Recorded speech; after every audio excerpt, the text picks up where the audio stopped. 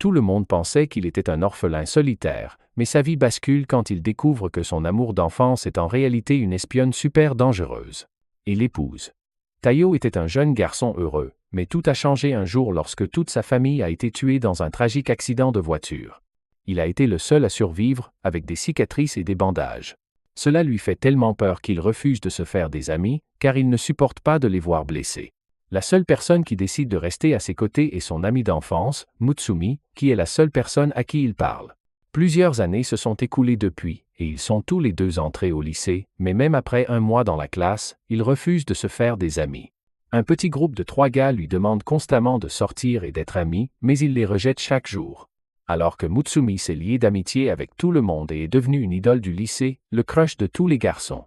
Elle s'approche de Taiyo, s'assoit à côté de lui pour manger et lui dit de sortir avec les garçons de temps en temps, car ils ont l'air amicaux. Mais Taiyo refuse de se faire des amis et retourne la situation en affirmant que si elle veut être si amicale, pourquoi n'est-elle pas sortie avec l'élève de 3e année qui lui a avoué son amour? Elle lui dit qu'elle n'était pas intéressée et sort sa boîte à déjeuner.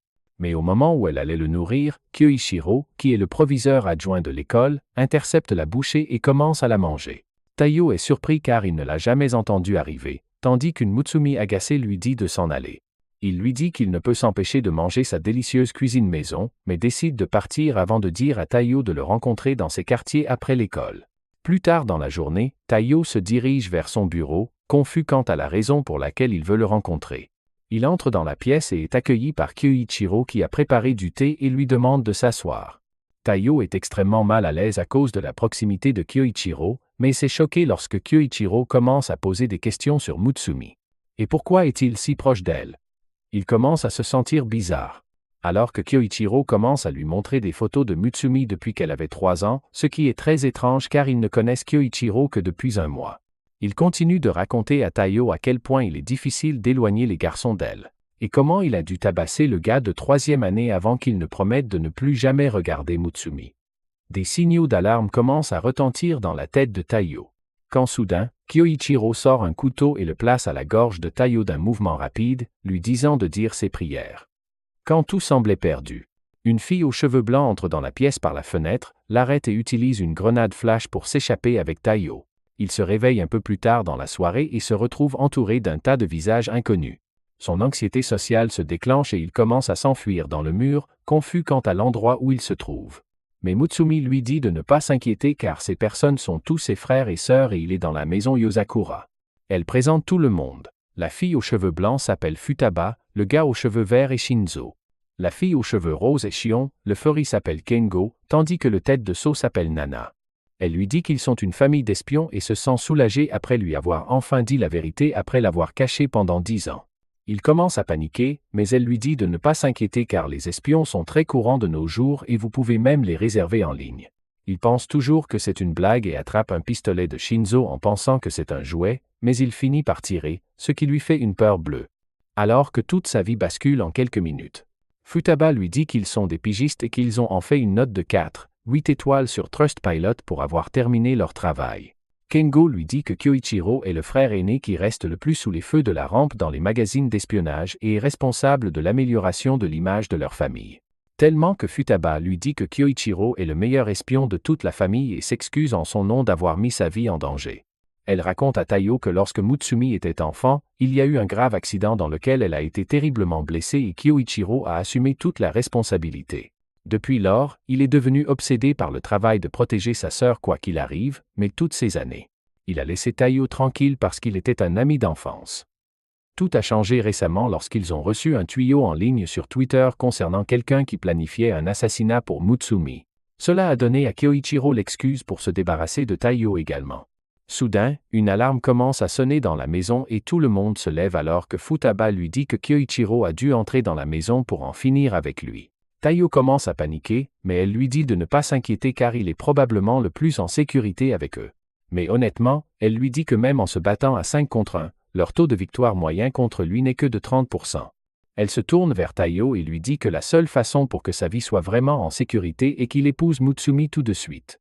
Elle explique que leur foyer a une règle inviolable de ne tuer aucun membre de la famille et même Kyoichiro ne briserait pas cette règle. Tout ce que Taiyo a à faire est d'échanger des alliances avec Mutsumi et le mariage serait complet et ils pourraient vivre en famille. Le mot famille déclenche à nouveau son SSPT et il commence à respirer fortement. Mais Mutsumi dit à Futaba qu'il serait très cruel envers Taiyo qui a peur de créer des liens avec les gens.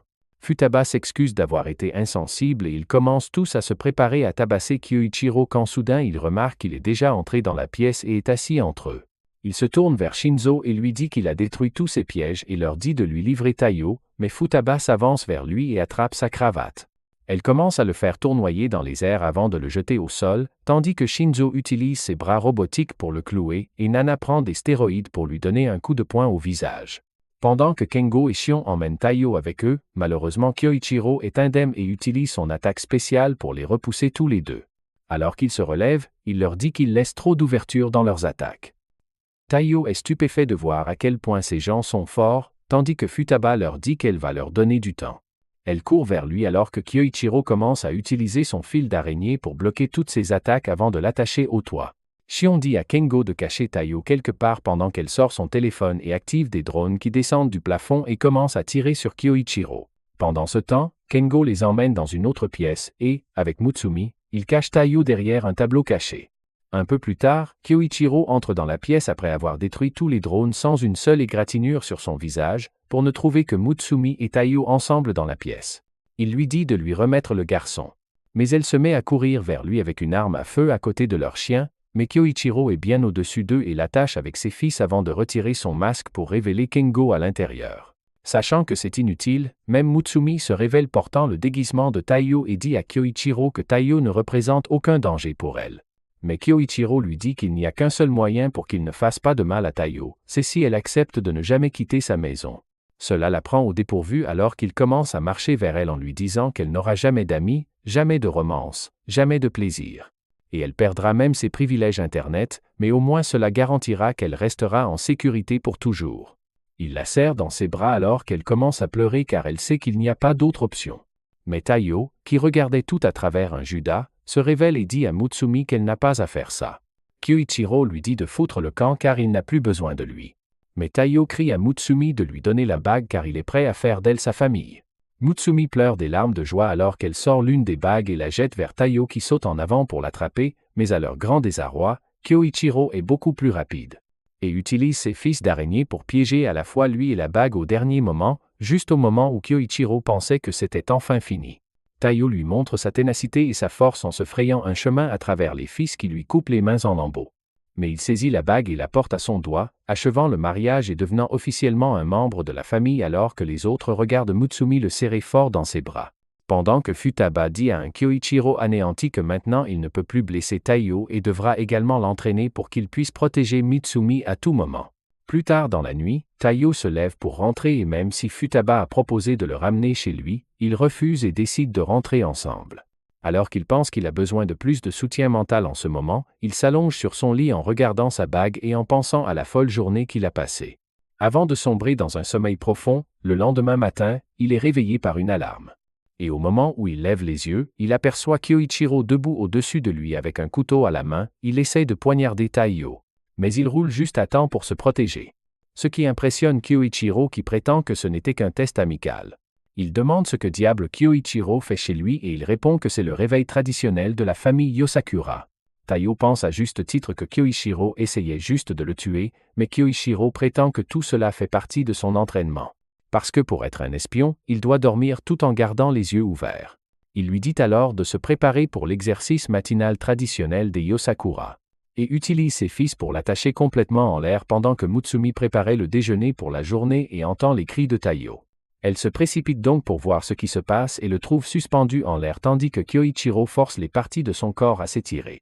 Elle crie à son frère de le laisser descendre, mais Kyoichiro regarde simplement sa montre. Et lui dit qu'il est temps qu'ils quittent tous la maison, il attrape rapidement Mutsumi et leur sac avant de sauter par la fenêtre. Alors qu'une bombe explose à l'intérieur de la maison de Taiyo, la réduisant en miettes. Kyoichiro les pose et explique que la maison de Taiyo a été piégée avec une bombe la nuit dernière, il promet d'en expliquer davantage à ce sujet. Mais lui dit de se mettre une chose dans la tête. Qui est le but principal de la famille est de protéger Mutsumi à tout prix. Il leur dit ensuite de monter dans la voiture.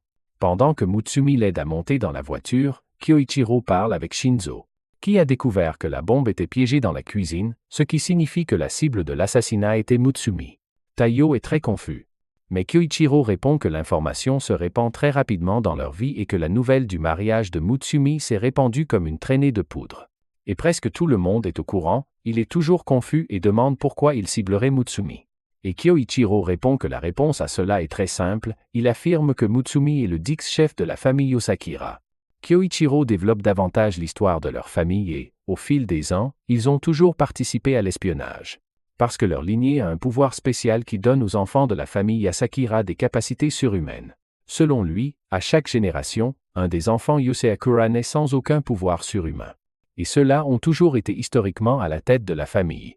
Kyoichiro affirme que même si le chef n'a aucun pouvoir surnaturel, ils sont les seuls à pouvoir donner naissance à des enfants dotés de capacités surhumaines.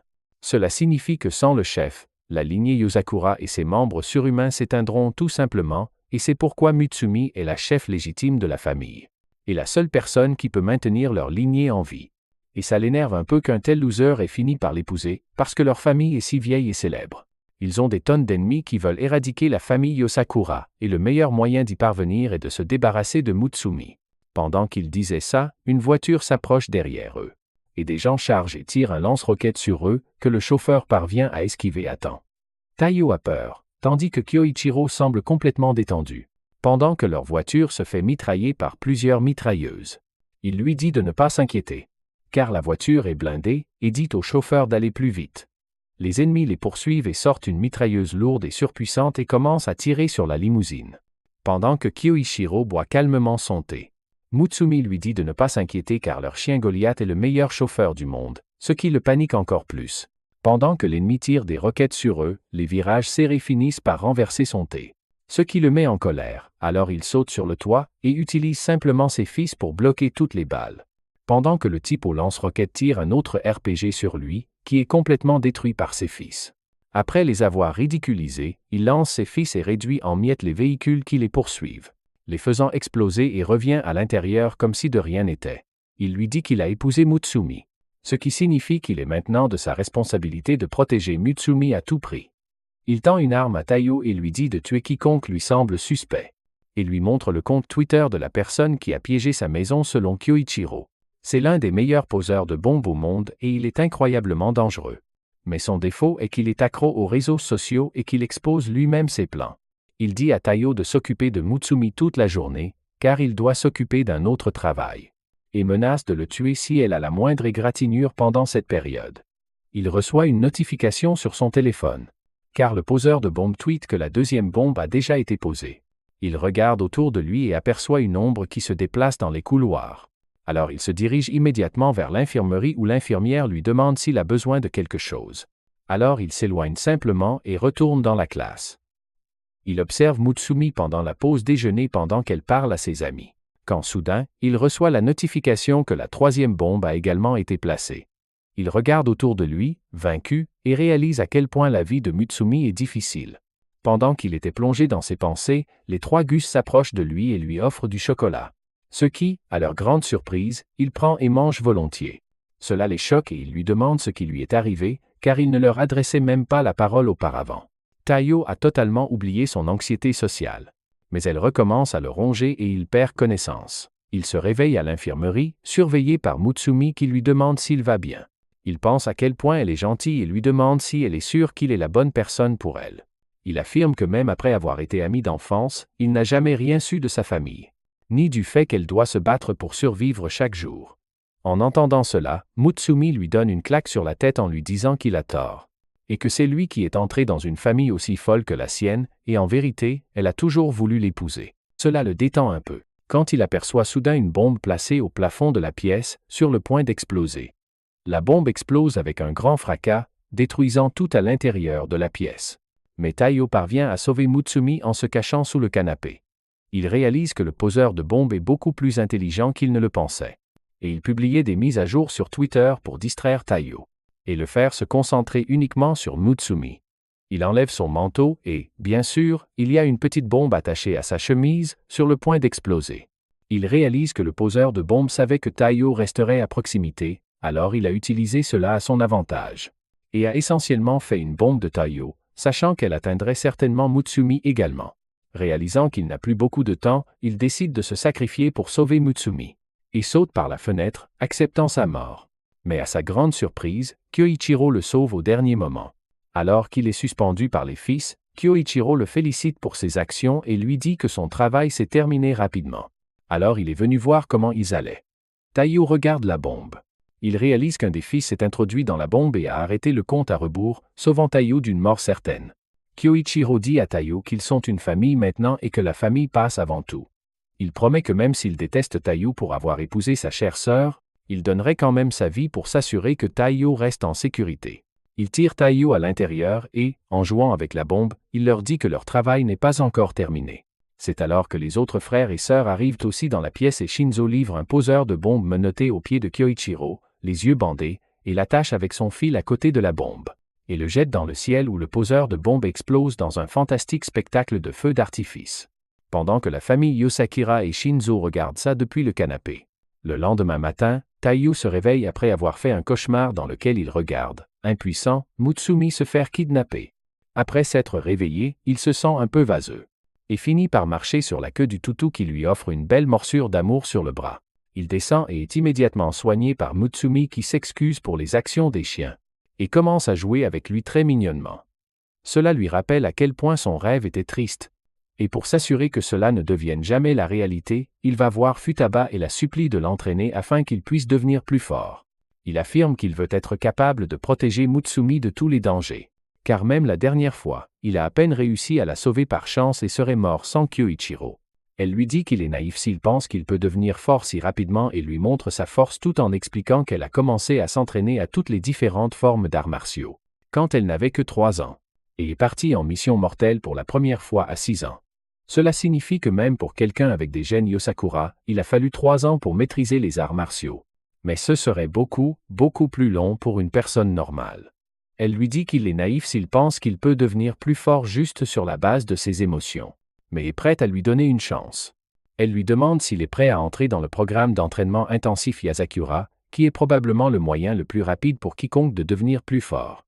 Il s'excite, mais elle lui dit de se calmer, car elle pose la condition qu'il doit rester ici, dans la maison Yasakura, pendant un mois complet. Et ce n'est qu'alors que son véritable entraînement commencera. Il pense que ce serait super facile car il doit juste rester ici. Mais au moment où il se lève, une trappe s'active et il parvient à peine à saisir le bord. Alors qu'il regarde en bas pour voir des pointes acérées en dessous. Futaba vient vers lui et affirme qu'elle a oublié de lui dire. Mais toute la maison Yosakira est truffée de pièges mortels pour l'entraînement d'espionnage, donc ça ne va pas être facile. Mais s'il parvient à survivre, elle l'entraînera davantage. Le lendemain matin, il se réveille au son de l'alarme de l'oiseau le plus laid qui soit. Mais parce qu'il ne se réveille pas à temps, une bombe finit par exploser à l'intérieur de la pièce. Il parvient d'une manière ou d'une autre à sortir de la pièce en fumée, mais active un autre piège. Alors qu'un lance-flamme émerge derrière lui et commence à tout brûler sur son passage. Alors qu'il essaie de courir dans le couloir, il atteint finalement la table du petit déjeuner où Mutsumi soigne ses blessures. Et il demande comment elle parvient à éviter tous les pièges. Elle répond que les pièges ne s'activent pas pour elle, ce qui le surprend. Mais Shion explique que les pièges sont contrôlés par un ordinateur. Et une fois qu'une personne est capable d'esquiver et de désactiver tous les pièges, elle est acceptée comme membre de la maison par l'ordinateur. Et obtient le privilège d'activer ou de désactiver les pièges.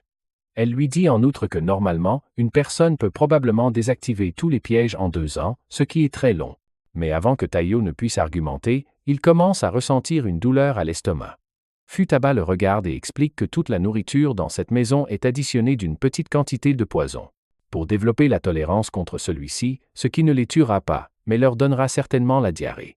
Il se lève immédiatement et court aux toilettes seulement pour voir qu'elles sont complètement verrouillées et ne s'ouvriront pas. À moins et jusqu'à ce qu'il crochette les serrures et déchiffre tous les codes. À partir de ce jour, la routine quotidienne infernale de Taiyo commence. Et alors que tous les autres membres de la famille sont capables d'éteindre l'oiseau. Avant qu'il ne puisse exploser, Taiyo finit par en être victime une fois de plus. Le réfrigérateur est recouvert de lasers. Donc les gens doivent être prudents, mais ce n'est pas un problème pour Shion qui utilise ses drones pour obtenir ce dont elle a besoin. Ou Futaba qui utilise sa vitesse surhumaine pour obtenir ses boissons. Mais Taiyo finit par déclencher le piège qui révèle un tas de mitrailleuses qui tirent immédiatement. Pour allumer la télévision, il doit utiliser un pistolet et tirer sur le bouton d'alimentation de la télécommande. Mais le recul est beaucoup trop fort pour lui et il finit par tomber à chaque fois. À la table du déjeuner, il est toujours incapable de s'habituer au poison, ou de déchiffrer les codes des toilettes, même avec le soutien moral de Mutsumi. Et quand il essaie de prendre un bain, la douche est censée lui apprendre à survivre à un interrogatoire russe, ce qu'il déteste. Le lendemain, il va à l'école et ressemble à un cadavre, répondant à peine aux questions. Il s'avère qu'il a été forcé de porter une chemise de 30 kg pour aider à maintenir sa force de base même au repos. Après une autre journée fatigante, il essaie de retourner dans sa chambre, mais aperçoit Mutsumi qui s'est endormi en travaillant à son bureau. Il la recouvre d'une couverture, inspiré par son acharnement au travail.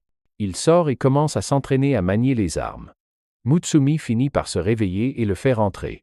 Elle lui offre du thé et lui dit de se ménager. Comme il l'a déjà protégée, elle lui rappelle une fois, au lycée, où des brutes jalouses de sa popularité ont essayé de l'emmener dans la remise pour lui couper les cheveux, mais il est apparu au dernier moment et leur a arraché les ciseaux des mains. Avant qu'il ne commence à se couper les cheveux lui-même, les brutes ont cru qu'il était un psychopathe décérébré. Elles ont pris peur et se sont enfuies, ce qui a évité à Mutsumi de se faire couper les cheveux. Il lui promet qu'il deviendra plus fort, et qu'il restera toujours à ses côtés, puis retourne se coucher. Quelques semaines passent et il a enfin appris à gérer les oiseaux. Il l'éteint facilement et descend au salon en évitant aisément les pièges laser avant de prendre le pistolet. Il tire sur le bouton d'alimentation pour allumer la télé. Shinzo le félicite pour ses compétences, mais Taiyo répond qu'il ne sait toujours pas comment changer de chaîne. C'est alors que Shion arrive dans la pièce. Elle remet à Shinzo le rapport d'évaluation des progrès de Taiyo depuis son arrivée. Plus tard dans la journée, le tête de seau lui apprend à échapper au piège à gaz toxique. Il parvient même à survivre à la nourriture empoisonnée de base. Mais lorsqu'il essaie le lait, il retombe malade et court aux toilettes, où il se retrouve à nouveau bloqué avec les codes. Soudain, il réalise que quelque chose ne va pas et le trouve à peine conscient sur le sol. Futaba l'emmène immédiatement à l'infirmerie où il l'examine et il s'avère qu'il a de la fièvre à cause de l'épuisement. Elle remarque alors quelque chose et déchire sa peau, révélant qu'il portait un faux body. En réalité, il est complètement meurtri et contusionné par l'entraînement. Il ne voulait pas inquiéter Mutsumi, c'est pourquoi il a demandé au Furry de lui fabriquer un body pendant qu'il se faisait soigner par le tête de seau. Elle lui dit que ses résultats sont extraordinaires et qu'il n'aurait pas pu être atteint sans s'entraîner à en mourir. Elle lui dit de se détendre et lui tend un livre sur le codage. Elle lui dit qu'il doit rester alité jusqu'à ce qu'il ait complètement lu le livre et qu'alors seulement il sera autorisé à reprendre l'entraînement. Une semaine passe et il parvient enfin à déverrouiller les serrures des toilettes, ce qui fait jubiler tout le monde. Car il a enfin réussi le test d'entrée à la maison Yosakura. Et maintenant, il est accepté par l'ordinateur. À son grand effroi, Shinzo sort un t-shirt de 100 kg en affirmant qu'ils peuvent maintenant augmenter l'intensité. Et il passe la difficulté des pièges de normal à difficile. Il réalise que ses aventures ne font que commencer et qu'il a encore beaucoup de chemin à parcourir avant de pouvoir se protéger. Et protéger Mutsumi de tous les dangers. Le lendemain matin, Mutsumi prépare à nouveau le petit déjeuner pendant que Taiyo entre dans la cuisine en essayant d'enfiler ses sous-vêtements. Elle le regarde comme si c'était un monstre. Et lui dit qu'il devrait s'inquiéter de ses fantasmes bizarres. Et de ses désirs, car peu importe à quel point ils sont dérangeants, elle ne divorcera pas de lui. Il affirme que tout cela est un malentendu et qu'il veut juste s'entraîner à se déguiser. Soudain, une belle femme blonde apparaît dans l'embrasure de la porte et demande si tout va bien. Taiyo ne sait pas qui elle est. Mais Mutsumi reconnaît immédiatement Kengo avec ses déguisements. Il commence immédiatement à étouffer Taiyo en essayant de le dégoûter. Mais Mutsumi lui dit d'arrêter et de le laisser tranquille. C'est alors que Kyoichiro apparaît également dans la cuisine. Et demande à Mutsumi un baiser d'adieu avant de partir, ce qui est la goutte d'eau qui fait déborder le vase. Elle gifle simplement Kengo et Kyoichiro sur la tête. Plus tard dans la journée, il rencontre Shinzo qui est sur le point de partir en mission seul. Taiyo lui demande si c'est une mission dangereuse, mais il lui dit que c'est une mission de faible difficulté, car il doit simplement trouver des informations sur une opération de fausse monnaie et cela ne devrait pas prendre beaucoup de temps. Taiyo lui souhaite bonne chance et part à l'école avec Mutsumi. En descendant vers leur bâtiment scolaire, une balle voyageant à grande vitesse manque de peu de frapper Taiyo. Mais sans même regarder, il attrape la balle et la renvoie avec une force incroyable. Plus tard dans l'après-midi, lui et Mutsumi se rendent sur le toit pour déjeuner.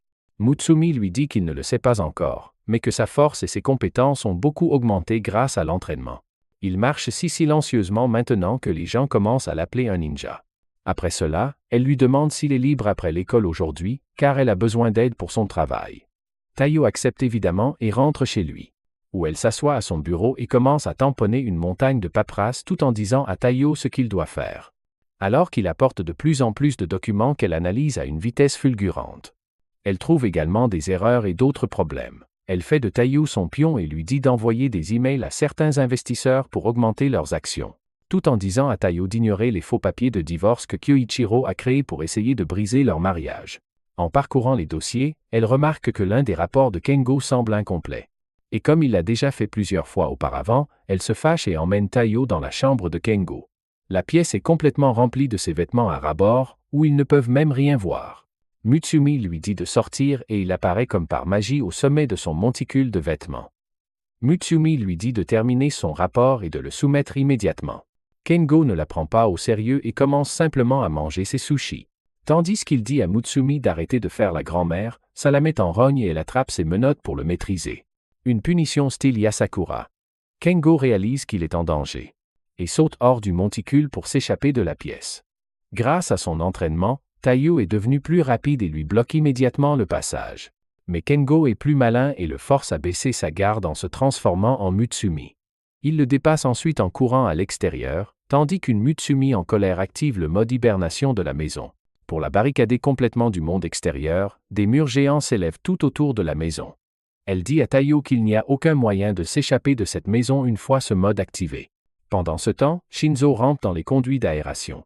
Alors qu'il aperçoit l'opération géante menée par un millionnaire qui a déjà mis 60% de sa fausse monnaie en circulation, il se déplace dans les conduits et réalise que ces gens travaillent avec une personne très intelligente qui a conçu toutes ces mesures de sécurité. Il met ses Apple Vision Pro et, contrairement à la réalité, ses lunettes sont réellement utiles car il est capable de voir à travers les conteneurs. Pour trouver une liasse de faux billets, il descend par la trappe pour trouver une mallette secrète qu'il parvient à pirater et obtient la photo encadrée d'une note qui pourrait être très importante. Avant qu'il ne puisse faire quoi que ce soit, une alarme retentit et il commence à s'enfuir. De retour à la maison Yasakura, Mutsumi commence à vérifier toutes leurs chambres une par une. Elle entre dans sa chambre où elle utilise un appareil infrarouge pour vérifier s'il y a des signes de sa présence, mais ne trouve rien. Tayo est surpris par le nombre de loisirs qu'elle a alors qu'il regarde la peinture qu'elle a récemment faite. Il se dirige ensuite vers la chambre de Shion, qui est occupée à jouer à un jeu physique auquel elle n'est pas très douée. Il se dirige ensuite vers la chambre de tête de Seo qui leur dit qu'il fera exploser Kengo s'il le voit. Il se dirige finalement vers la chambre de Kyoichiro pour y trouver toute la pièce recouverte de photos de Mutsumi. Tayo se demande si Kengo aurait pu s'échapper. Mais Mutsumi lui dit que c'est impossible avec la maison en confinement. Soudain, tous les autres frères et sœurs rejoignent Mutsumi et Tayo, leur demandant s'ils ont réussi à trouver Kengo. Quand soudain, Tayo entend quelque chose et se retourne pour voir le visage de Kengo sur la Joconde. Il s'avère qu'il se cachait dans le cadre du tableau. Kengo s'enfuit immédiatement et contourne un coin, tandis que Tayo le suit, mais hurle soudainement en tombant. Mutsumi court pour voir ce qui lui arrive et le trouve par terre, se frottant la tête. Alors qu'il affirme que Kengo lui a jeté le cadre et s'est enfui à l'intérieur de la cavité dans le mur. Mutsumi crie fort, affirmant qu'il a dû trouver un moyen de sortir du confinement et retourne en colère dans la chambre de Kengo, affirmant qu'elle lèvera bientôt le confinement. Dès que Tayo entre dans la pièce, elle le menotte immédiatement et affirme qu'elle n'est pas aussi stupide, et sait que Kengo se fait passer pour Tayo en ce moment. Elle affirme qu'il n'y a aucun moyen d'échapper au confinement.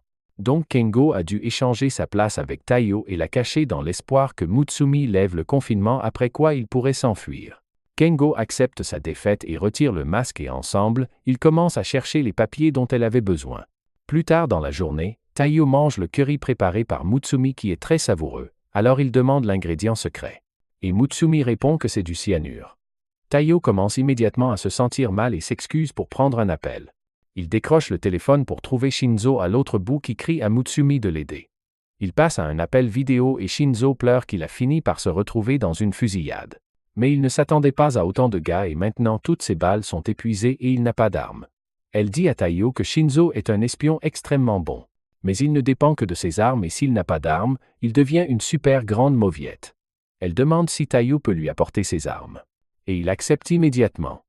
Il s'habille et porte un petit sac alors qu'il entre dans le bâtiment hautement sécurisé et commence à marcher dans les couloirs. Malheureusement, il n'est pas assez rapide et se fait attraper par un garde qui lui met une arme sur la tête. Il se souvient de son entraînement et repousse l'arme avant de saisir le bras dans une clé alors qu'il lui martèle le visage avec son coude. En entendant cela, un groupe d'autres gardes arrive sur les lieux. Il en frappe un au visage avec son genou, mais se fait attraper par l'autre garde. Le troisième garde essaye de le poignarder, mais ses vêtements le protègent alors qu'il le repousse à coups de poing, avant de briser les noix du dernier gars pour assurer une victoire. À sa surprise, un autre garde arrive, alors il attrape rapidement son arme que Shinzo lui a donnée et l'utilise pour tirer un énorme éclair électrique sur lui qui l'incapacite immédiatement. Il trouve finalement Shinzo qui s'accroche immédiatement à lui de toutes ses forces et le remercie pour les armes qu'il n'arrête pas de frotter contre son visage.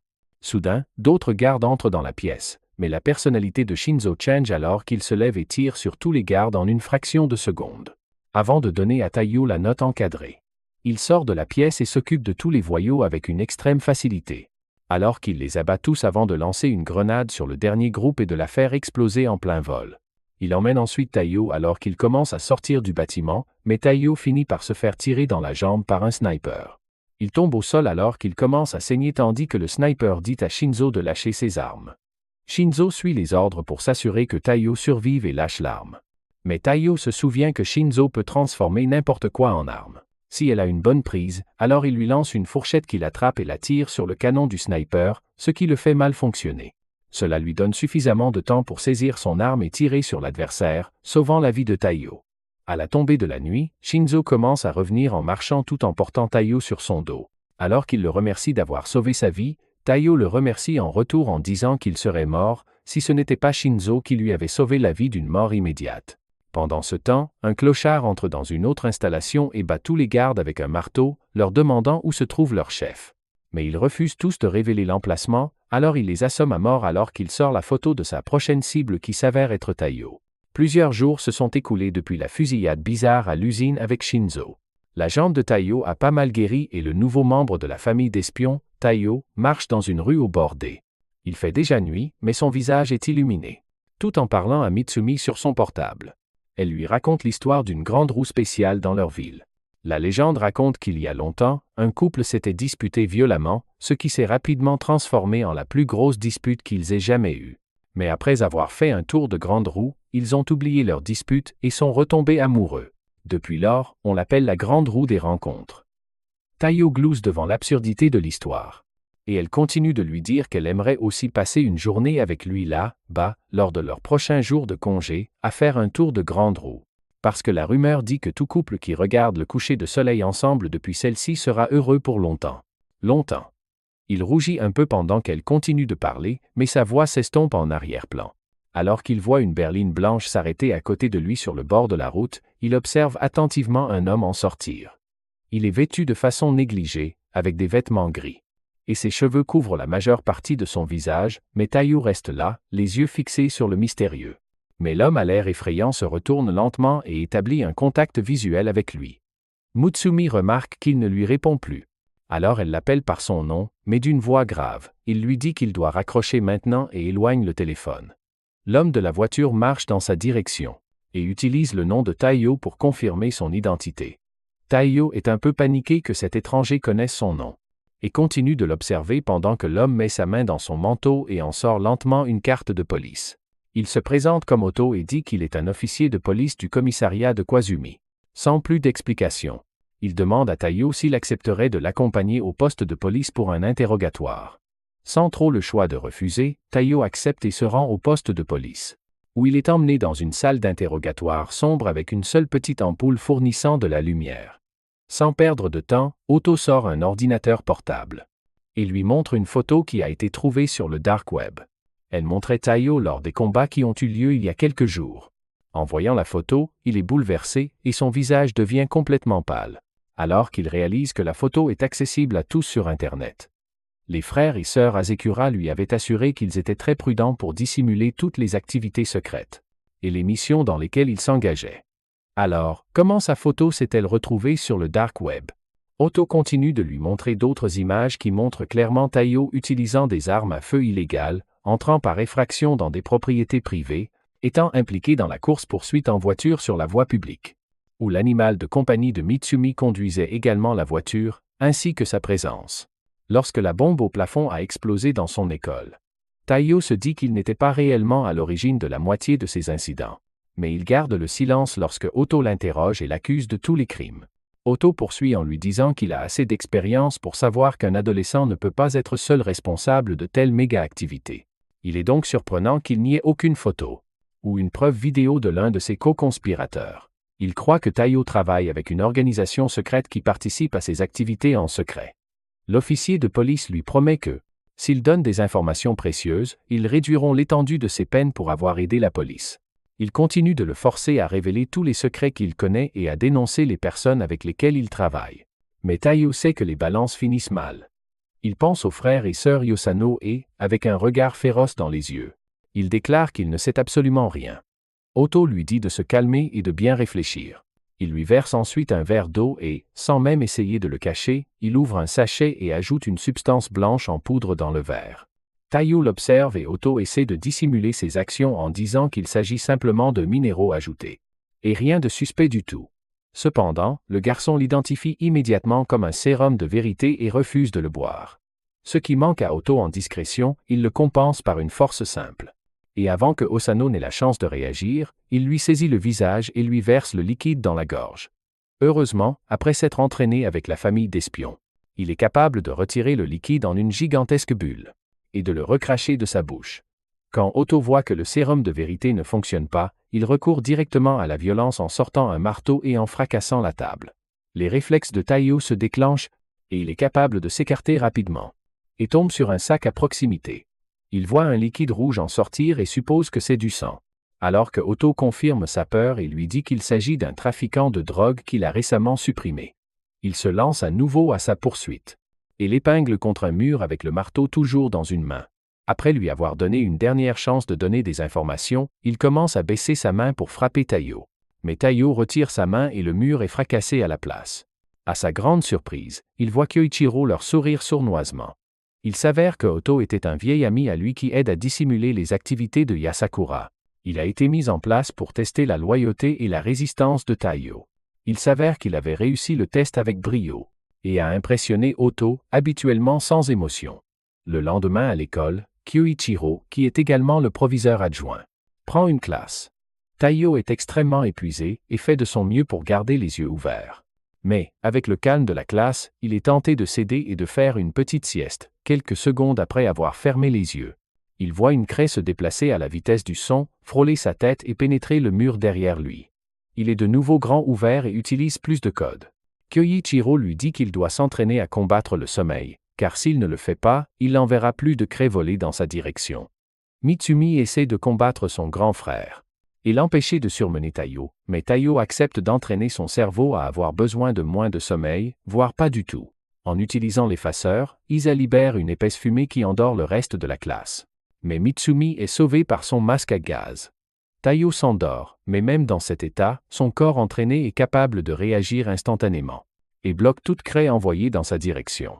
Son entraînement se déroulant si bien, Taiyo est envoyé en mission pour la première fois dans un parc d'attractions pour trouver un couple qui serait en possession d'armes à feu. Il est chargé de les démasquer discrètement et de leur retirer leurs armes. Alors qu'il est assis dans le parc, Mitsumi apparaît et lui dit qu'elle se joindra à lui pour la mission.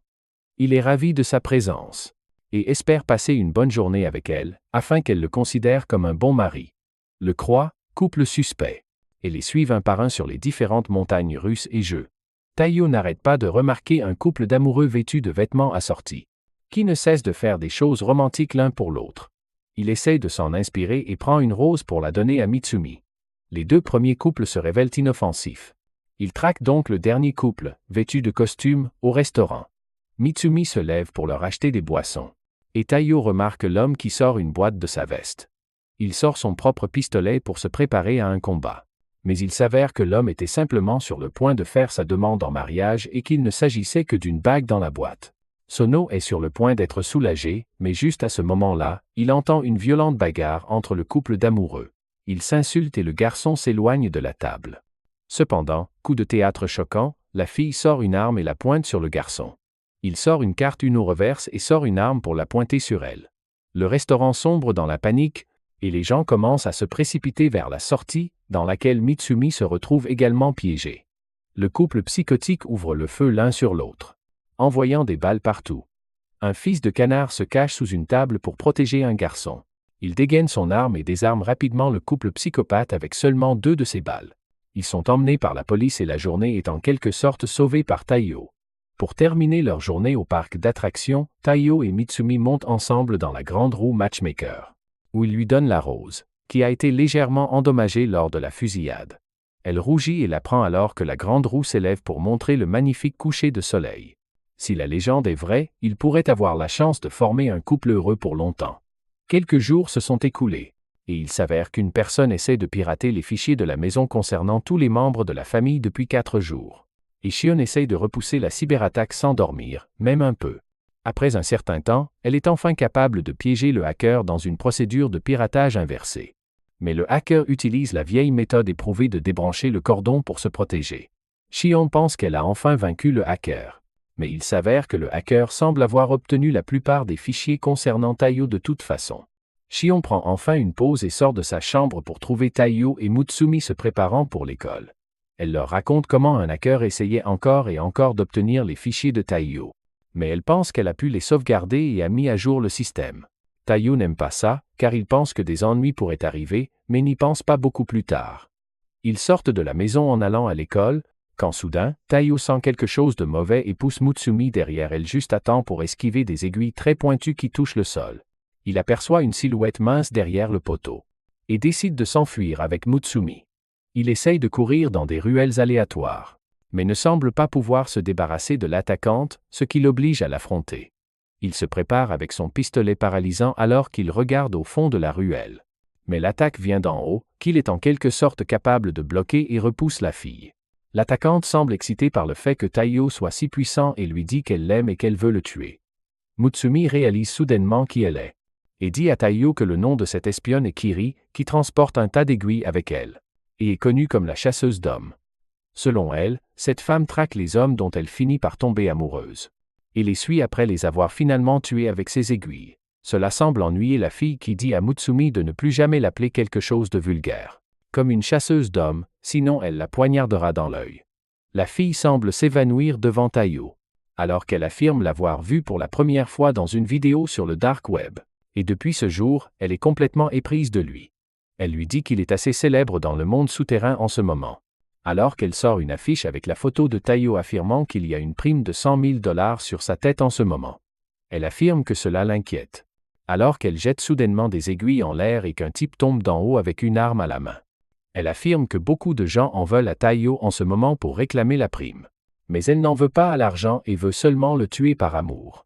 Elle lui dit qu'elle sait tout de lui, comme le fait qu'il ne traverse jamais un jardin, même en mission. Essaye toujours de réparer les dommages et paie même le billet avant de monter dessus lorsqu'il est en mission. Même Mutsumi convient que c'est plutôt merveilleux, tandis que Kiri dit à Taiyo de commencer à vivre avec elle pour toujours. Il recule calmement et lui dit qu'il ne peut pas faire ça, parce qu'il est marié à Mutsumi et ne la quittera jamais. Kiri se met à pleurer en affirmant que Mutsumi n'est qu'une pensée laide. Et elle a dû faire un lavage de cerveau à Taiyo pour qu'il reste avec elle. Ça l'énerve, mais il se tait. Alors qu'elle leur dit qu'elle veut tuer Mutsumi et emmener Taiyo. Mais Kyoichiro lui a dit de ne pas toucher un seul cheveu de sa tête, ça les déconcerte, et Mutsumi demande si Kyoichiro est au courant de tout ça. Kiri affirme que personne ne peut s'en prendre à qui que ce soit dans la famille Yatsuhira sans que Kyoichiro le sache. Alors elle lui a demandé la permission de tuer Taiyo et ça ne l'a pas dérangé du tout, en fait, il lui a même donné les codes de sécurité de son dossier. C'est pourquoi elle a réussi à pirater toutes les données. Elle se retourne alors, et les bombarde d'aiguilles. Mais elles atterrissent tout autour d'eux, et elle montre à quel point elle maîtrise ses armes avant de dire à Taiyo qu'elle le reverra bientôt. Alors qu'elle saute par-dessus le corps de l'agresseur et s'éloigne. Plus tard en classe, le professeur annonce l'arrivée d'une nouvelle élève transférée qui n'est autre que Kiri. Elle fait un accueil très chaleureux. Et les gars commencent déjà à la vénérer. Le professeur lui demande de s'asseoir à côté de Taiyo, ce qui l'effraie, et juste au moment où elle courait vers le siège. Elle tombe intentionnellement et lui tire une aiguille dessus qui le rate de peu, et il utilise un cahier pour bloquer le coup. Depuis ce jour, ses journées sont devenues un jeu où il essaie d'esquiver les aiguilles, et s'assurer qu'il reste en vie. Kiri recouvre tout son siège d'aiguilles empoisonnées et met une aiguille dans son crayon. Tout cela devient une habitude pour lui. Et pendant qu'il déjeune avec Mutsumi, il les esquive toutes sans même regarder. Même après tout ça, tout ce jeu du chat et de la souris commence à les affecter tous les deux. Alors qu'ils en ont marre de tout ça, Kiri pleure sur le bureau pendant que Taiyo bloque une autre de ses attaques. Alors, frustrée, elle lance beaucoup de ses aiguilles en l'air qui se plantent dans tous les camarades de classe, les assommant. Elle lui dit que cette technique lui permet de contrôler n'importe qui. Et elle ordonne à toute la classe de maîtriser Usano, il ne veut pas blesser des innocents au hasard. Et finit par se faire capturer pendant que Kiri se prépare à en finir. Heureusement, au dernier moment, Mutsumi intervient et dit à la harceleuse d'arrêter ses bêtises. Mais avant qu'il ne puisse parler, la fenêtre s'ouvre et l'agresseur que Kiri avait assommé auparavant saute à l'intérieur avec une arme de poing et tire sur Kiri. Heureusement Mutsumi la pousse hors du chemin. Mais finit par être éraflé par la balle elle-même. Ça énerve Taiyo qui repousse tout le monde au-dessus de lui. Et tire une balle paralysante sur l'agresseur, le neutralisant rapidement, et il court voir si Mutsumi va bien. Kiri semble confuse que Mutsumi ait essayé de la sauver. Mais elle répond qu'elle est heureuse que quelqu'un d'autre qu'elle soit capable de voir à quel point Taiyo est génial et ça la rend vraiment heureuse. Bientôt, elle devient inséparable de Mutsumi et se fixe un nouvel objectif, tuer Taiyo. Pour pouvoir avoir Mutsumi pour elle toute seule, ça l'ennuie, mais Mutsumi lui dit de la considérer comme une petite sœur. Et rien d'autre. Quelques jours plus tard, Shion finit par appeler Taiyo dans sa chambre. Et affirme qu'elle veut jouer à des jeux avec lui, ce qui fera également partie de son entraînement. Mutsumi lui dit que Shion prend ses jeux très au sérieux et que la dernière fois que Shinzo a essayé de jouer avec elle, il a dû rester éveillé 3 nuits de suite, avant de simplement se faire assommer. Taiyo commence à jouer au jeu où Shion prend les devants et commence à détruire les ennemis. Pendant que Taiyo s'y habitue, ils arrivent bientôt au boss final qui s'avère être une machine à vapeur qui doit être arrêtée. Ils martèlent les touches aussi fort que possible et parviennent bientôt à terminer le niveau lorsque le moteur s'arrête soudainement et que les nouvelles arrivent. Et un journaliste s'exclame qu'un train qui avait été détourné par des personnes contenant des centaines de vies innocentes vient d'être arrêté tout seul. Et tous les pirates ont été retrouvés inconscients, ce qui lui fait réaliser que Shion convertit simplement des missions réelles en jeu, où il n'y a pas de vie supplémentaire et pas de tentative. Ça augmente un peu la pression alors qu'ils partent pour la prochaine mission qui s'avère être encore plus dangereuse. Car un groupe de terroristes a pris un hélicoptère avec l'intention de le crasher sur la centrale nucléaire comme le 11 septembre. Et de créer un autre Tchernobyl. Elle lui dit de faire de son mieux alors qu'elle commence à manœuvrer à travers les paysages complexes. Et attaque les ennemis. Pendant ce temps, Taiyo est incapable de trouver un moyen de se déplacer à travers les obstacles et n'arrête pas de se coincer au point de bugger et commence à traverser les murs et à faire toutes sortes de choses bizarres. Shion ignore tout ça et commence à se frayer un chemin jusqu'au boss final.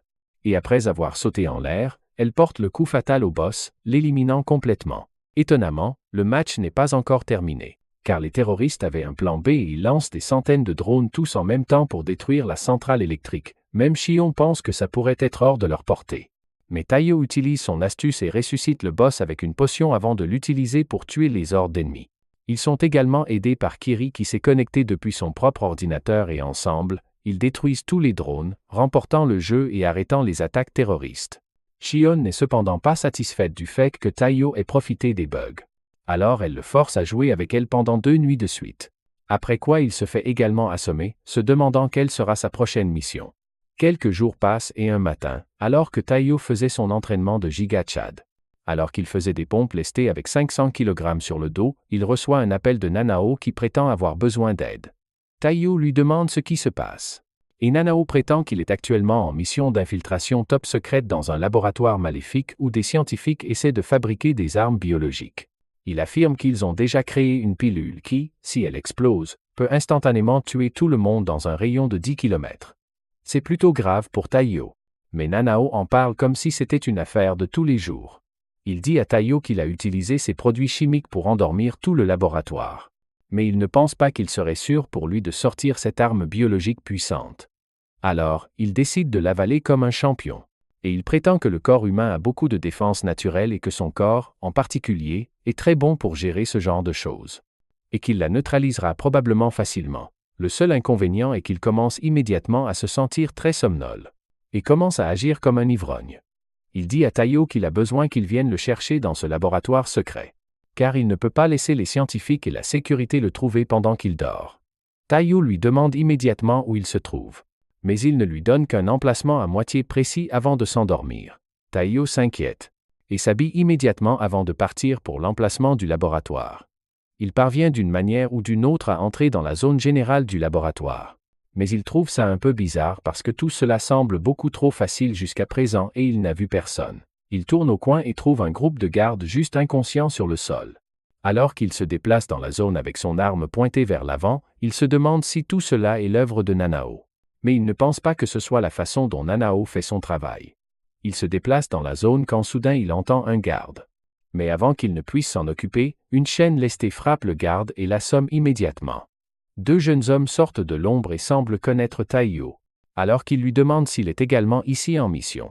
Le type aux cheveux verts nommé Shion s'approche de Taiyo et présente son ami aux cheveux jaunes comme Kengo. Et affirme qu'ils travaillent tous les deux pour une unité de renseignement gouvernemental. Taiyo se souvient avoir entendu parler de ces espions du gouvernement qui sont censés être les meilleurs dans leur domaine. Contrairement à de nombreux groupes d'espions indépendants. Shion affirme qu'ils ont été envoyés pour neutraliser le laboratoire. Et demande à Kengo s'il peut entendre quelque chose. Kengo semble avoir une ouïe exceptionnelle car il sent immédiatement l'ennemi. Shion commence à avancer en souhaitant bonne chance à Taiyo pour sa mission. Mais Kengo a d'autres plans car il attrape Taiyo en affirmant qu'il pourrait avoir besoin d'alliés. Taiyo ne sait pas trop quoi penser de cette alliance improvisée, mais il sait au moins qu'ils ne sont pas ses ennemis car ils traversent les gardes en les éliminant avec une facilité déconcertante. Ils finissent par se frayer un chemin à travers le laboratoire intérieur et Taiyo entre immédiatement pour trouver Nanao allongé sur le sol. Il vérifie son état et constate qu'il est toujours en vie, mais semble être dans un mauvais état. Quand soudain, la chaîne vole vers Nanao. Heureusement, Taiyo la repousse instantanément avec son couteau qui se brise à l'impact et lui blesse également le bras. Il leur demande ce qui ne va pas, mais Shion répond qu'ils sont envoyés ici pour neutraliser le laboratoire et ont écouté sa conversation avec Nanao. Ce qui leur a donné l'information qu'il a ingéré l'arme biologique, ce qui fait de lui une menace en soi qui doit être éliminée. Taiyo s'avance devant Nanao et affirme qu'ils devront d'abord le franchir. Alors qu'il sort son pistolet paralysant. Alors Kogawa lui dit de ne pas le faire. Shion cependant n'est pas pingre et utilise la respiration spéciale du tonnerre que Zenitsu lui a enseignée. Pour se déplacer à travers Taiyo avec une vitesse surprenante alors qu'il tranche à travers son arme et son corps. Taiyo tombe au sol alors qu'il commence à saigner abondamment.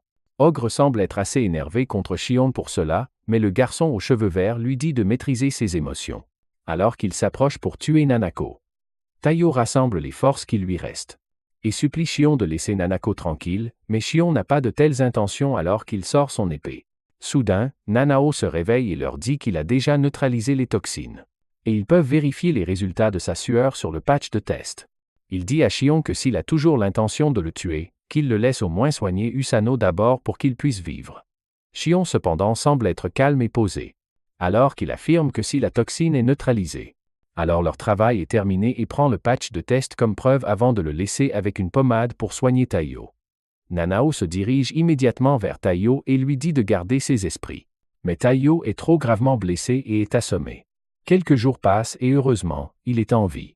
Mais aussi puni par Kyoichiro qui l'a suspendu au-dessus de bougies car il y a eu un article sur la famille Yosakira se faisant vaincre par les espions du gouvernement.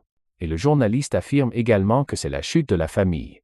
Cela énerve Kyoichiro qui s'est également fait bombarder d'avis négatifs sur Google. Mais avant qu'il ne puisse faire quoi que ce soit, Mutsumi et Nana lui font entendre raison et retirent le bâillon coquin de Taiyo. Mutsumi lui dit de ne pas s'inquiéter, mais Taiyo affirme qu'il le mérite. Parce qu'il a laissé tomber la famille Yosakura. Kyoichiro le fait tournoyer en affirmant qu'il peut arranger les choses en battant les espions du gouvernement. Et en vengeant sa perte. Il affirme qu'ils ont des compétences spéciales qui font d'eux les meilleurs des meilleurs. Et une bataille d'espions est une question de renseignement, il doit donc leur voler des informations. Le lendemain, Taiyo commence à suivre Shion qui utilise son épée pour déchiqueter les vêtements d'un délinquant. Avant de marcher près de Taiyo et de lui demander ce qu'il veut. Taiyo est choqué de voir sa couverture compromise si facilement et répond honnêtement qu'il est ici pour apprendre de lui. Shion affirme qu'il s'en fiche. Et Taiyo peut faire ce qu'il veut. Immédiatement après, Shion part et commence à marcher à des vitesses extrêmement élevées. Forçant Taiyo à courir derrière lui, Taiyo essaie de le rattraper en sautant à travers la foule. Mais Shion utilise simplement son épée pour le déshabiller. Après quoi il se fait arrêter par la police pour exhibitionnisme le lendemain, il essaie de le suivre à nouveau dans un train, mais Shion fait de même une fois de plus, le forçant à s'éloigner le troisième jour. Il est suspendu au sommet d'un bâtiment pendant que Shion et Kengo déjeunent. Et une fois qu'ils ont terminé, Shion le déshabille à nouveau avant qu'il ne s'éloigne le lendemain. Taiyo parvient à les suivre jusqu'au soir, où ils se battent avec des voyous. Taiyo aide également en se débarrassant d'eux, ce qui impressionne Kengo, mais Shion essaie à nouveau de le déshabiller, mais cette fois, Taiyo parvient à l'esquiver un peu. Et parvient à sauver sa dignité en s'assurant que son pantalon est toujours là. Kengo rit de cela, ce qui énerve Shion. Et il les dépouille tous les deux de leur dignité sur le champ ce soir-là. Nanako descend dans la cuisine pour trouver Kyoichiro en train de couper de la pastèque croustillante. Nanako lui demande s'il a vu Taiyo. Et Kyoichiro répond qu'il l'a trouvé sur la porte d'entrée comme d'habitude sans aucun vêtement. Nanako demande s'il a remis Taiyo dans son lit. Mais Kyoichiro répond qu'il pensait que Taiyo ferait un meilleur usage comme planche à découper. Nanao le frappe et remet Taiyo sur la table où Taiyo s'excuse d'être si faible. Nanao lui dit qu'il est une personne très cool parce qu'il fait toujours les choses à sa manière imprévisible. Cela lui fait soudainement réaliser quelque chose à propos de Shion. Et il continue à lui en parler un autre jour cette fois. Il réussit à le faire pendant une journée entière. Et à la tombée de la nuit, Shion s'occupe de sa dernière tâche, nettoyer une pierre tombale, et félicite Taiyo d'être la première personne à l'avoir suivi pendant une journée entière. Pour lui témoigner le respect qui lui est dû, Shion affirme qu'il traitera Taiyo comme un égal, et l'achèvera. Il sort son épée et attaque Taiyo une fois de plus. Comme tant de fois auparavant, mais cette fois, Taiyo parvient à saisir sa main dans une prise, avant de le jeter dans le ciel. Il s'est rendu compte après avoir été lacéré tant de fois que, quoi qu'il arrive, la première attaque que Shion lance vise toujours le centre du corps, ce qui est une habitude prévisible. Shion parvient à retomber facilement sur ses pieds. Pendant que Taiyo se tient là. Car il a quand même été un peu lacéré et commence à saigner. Shion le félicite et dit à Kengo, qui essayait de se cacher, qu'il peut sortir et soigner Taiyo. Kengo pense immédiatement Taiyo. Car il finit par surmonter l'obstacle sur son chemin avec le nom de Shion. Bientôt tout le monde oublia sa défaite contre Shion, mais le journal d'espionnage a repris ses observations de nudité et l'a traité de pervers, ce qui est un nouveau problème qu'il ne sait pas comment gérer. Même si Mutsumi promet de l'aimer même s'il est un pervers, quelques jours se sont écoulés quand un matin Mutsumi demande à Taiyo s'il pourrait l'aider avec une course. Et il accepte évidemment. Il commence à marcher à travers un parc apparemment populaire. Alors que Taiyo se demande quelle course pourrait bien nécessiter qu'il porte autant de choses sur son dos. Comme s'il était un mulet, elle lui dit de ne pas s'inquiéter et de continuer à marcher quand ils arrivent près d'un banc, où le visage familier aux cheveux verts les attendait. Shion leur adresse un salut bref tandis que Mutsumi demande comment il va. Taiyo n'arrive pas à comprendre ce qui se passe et demande de quoi il s'agit. Mutsumi affirme qu'ils ont du travail avec Shion et c'est pourquoi elle est venue ici, mais Taiyo ne comprend toujours pas et demande si elle le connaît. Mutsumi sourit et lui dit de ne pas s'inquiéter pour Shion car il n'est qu'un ami, ce qui inquiète Taiyo car son ex a dit la même chose. Mais Mutsumi affirme que vous rencontrez beaucoup de gens quand vous êtes dans le métier d'espion. Donc ça va. Ils commencent tous à marcher alors que Shion et Mutsumi parlent tandis que Taiyo marche derrière eux comme leur serviteur. Bientôt ils entrent tous dans un établissement de type café, ce qui déroute Taiyo car il pensait qu'ils allaient à une sortie de travail importante, mais il les suit quand même. À l'intérieur, le café ressemble à n'importe quel autre Starbucks hors de prix et à des filles blanches avec trop d'argent. Alors il commence à commander un café dont je peux à peine prononcer le nom.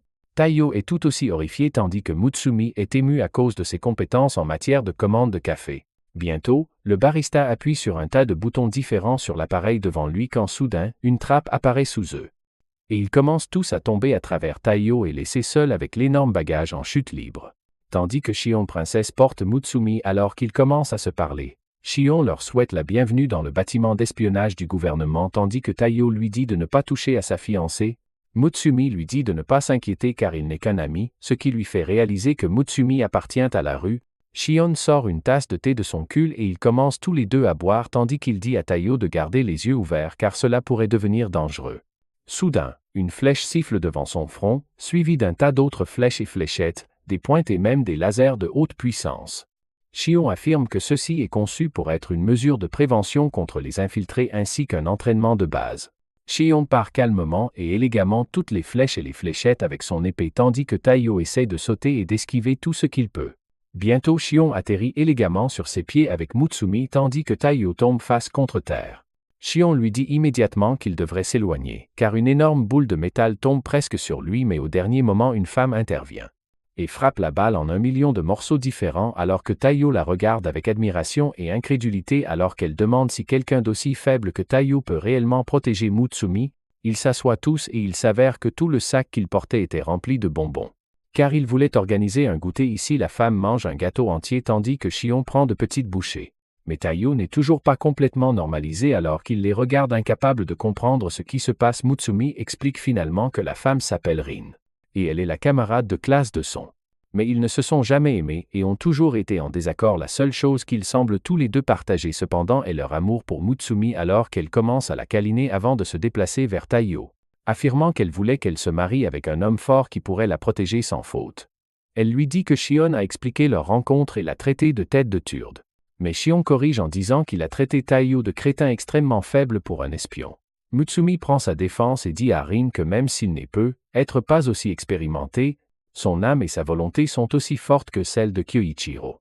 Avant qu'il ne puisse faire quoi que ce soit, les murs commencent à trembler et se brisent complètement d'un côté. Et des débris et de la poussière, Kyoichiro s'avance, furieux qu'ils aient enlevé Mutsumi sans sa permission. Rin s'avance et commence à marcher vers lui. Elle lui dit de venir plus tard, car ils sont en train de prendre le thé. Mais Kyoichiro en a assez entendu et essaie de la taillader avec ses câbles. Heureusement pour Rin, elle est assez forte pour qu'un seul de ses coups de poing démolisse complètement ses câbles. Mais ils sont tous les deux déterminés à se battre. Ils se préparent et le combat commence. Ils commencent à attaquer, bloquer et contre-attaquer en même temps. Avec une telle rapidité que Taiyo pouvait à peine voir leurs mains bouger. Juste par l'intensité du combat, toute l'installation commence à s'effondrer. Et une alerte rouge est déclenchée pour que les employés évacuent immédiatement la zone. Mutsumi dit à Taiyo que ça arrive à chaque fois, ce qui choque Taiyo, tandis que Shion leur dit de reculer. Il va essayer d'arrêter leur combat. Il saute avec une rapidité surprenante, son épée dégainée. Mais il ne fait pas le poids face à ces monstres qui utilisent immédiatement leur capacité pour le repousser. Alors qu'ils continuent leur combat, Motomi saute soudainement en avant et se place entre eux, les forçant à s'arrêter, mais il est trop tard. Kyoichiro et Rin réalisent qu'ils ne peuvent pas arrêter leurs attaques à ce stade, ce qui va frapper Mutsumi. Heureusement, Taiyo intervient au dernier moment et lui baisse la tête, se faisant frapper au visage par les 2 coups de poing, ce qui le fait tomber dans les bras de Mutsumi. Tout se fait silence. Mutsumi prend la parole très calmement et leur dit que s'ils n'arrêtent pas leur combat immédiatement, elle ne leur parlera plus jamais. Cela les remet immédiatement sur les rails, mais Kyoichiro a tellement peur qu'il finit par perdre connaissance. Rin tombe au sol et s'excuse auprès d'elle. Elle regarde ensuite Taiyo et le félicite d'avoir encaissé cette attaque. Mutsumi sourit, affirmant qu'il est fort même s'il n'en a pas l'air. Un peu plus tard, quand il revient à ses sens, Rin lui dit qu'elle a un travail pour lui. Elle veut qu'il mène une enquête secrète sur l'un des politiciens les plus importants. Pendant que Mutsumi lui attache les mains, Rin explique que le nom du politicien est Kuroyuri. Il a beaucoup d'influence sur le public en ce moment et gagnera probablement les prochaines élections. Cela n'aurait pas été un problème, mais il s'avère que cet homme est vraiment mauvais. Tout le monde pense qu'il n'est qu'un politicien excentrique qui porte des vêtements bizarres et danse lors de ses rassemblements. Mais il a des espions de haut niveau qui travaillent pour lui, nommés Rouge, Bleu et Jaune, qui sont essentiellement son épée. Ils vont extorquer, corrompre et même assassiner l'opposition pour lui. Les espions du gouvernement essaient de trouver plus d'informations sur lui depuis un certain temps, mais tout ce qu'ils ont trouvé, c'est une très petite bombe qui a probablement été achetée à l'étranger. Afin d'assassiner les chefs de l'opposition, ils ont découvert qui était le vendeur de la bombe. Mais lorsqu'ils l'interrogent, il fournit simplement la vidéo de son acheteur anonyme. Taiyo regarde la vidéo avec surprise car il s'agit clairement du politicien. Mais Rin lui dit que ce n'est pas une preuve suffisante pour l'incarcérer. Il demande pourquoi il a été choisi. Elle répond qu'il l'espionne depuis un certain temps et qu'il se méfie maintenant des espions du gouvernement. Mais il ne s'attend peut-être pas à un espion extérieur qui a récemment rejoint l'une des familles de pigistes. Elle lui dit qu'ils devront un peu changer son apparence. Immédiatement, Shion lui coupe les cheveux tandis que Mutsumi les colore en noir et lui fait porter un uniforme de secrétaire. Il se regarde, horrifié de se retrouver en travesti qui attire les gens dans ses filets. Rin lui dit que Kuroyuri a récemment publié une annonce pour un secrétaire, avec les mêmes caractéristiques et qu'il l'embauchera certainement. Le plan fonctionne, et lors de la prochaine apparition publique, il présente Taiyo devant tout le monde comme son nouveau secrétaire personnel. Ils continuent tous à danser pendant que de la musique forte joue derrière. Soudain, un groupe de manifestants monte sur scène et commence à crier que Kuroyuri n'est rien d'autre qu'un tyran, et que s'il n'est pas maîtrisé, il deviendra un dictateur. Après cela, tout a dégénéré. Des bagarres ont éclaté et le chaos s'est ensuivi. Pendant ce temps, l'un des énormes woofers a fini par être renversé, et était sur le point de tomber sur l'un des manifestants. Mais à la surprise générale, Kuroyuri court en avant et encaisse les dégâts tout en sauvant le manifestant. Il affirme que le public est tout pour lui et qu'il veut que les gens proposent des arguments contre lui, car c'est la seule façon pour lui et son parti de s'améliorer. Cela touche le cœur du manifestant et il se serre la main alors que tout le monde l'acclame. Bientôt, une ambulance est appelée et Kuroyuri, le visage ensanglanté, est placé sur une civière. Il dit à Taiyo de retourner au bureau. Pendant qu'il monte dans l'ambulance avec les espions, dès qu'il est hors de vue, il enlève ses bandages et célèbre son petit coup médiatique, qui est déjà devenu viral sur Internet. Il félicite Rouge d'avoir placé le woofer à l'endroit idéal pour tomber et interroge Bleu sur les statistiques et la perception du public. Il découvre que les gens semblent l'apprécier davantage après son acte héroïque mis en scène. À leur insu, Taiyo écoutait tout. Il s'est faufilé à l'intérieur et décide de commencer à chercher ses activités illégales réelles. Il a fouillé dans ses documents, et tout ce qui était présent dans leur bureau et était pratiquement avec eux tout le temps. Mais il n'a toujours pas été capable de trouver le moindre document illégal. Étonnamment, ils ont continué leurs activités illégales tout au long de leur campagne électorale avec une coordination superbe. Mais Taiyo n'arrive pas à comprendre comment.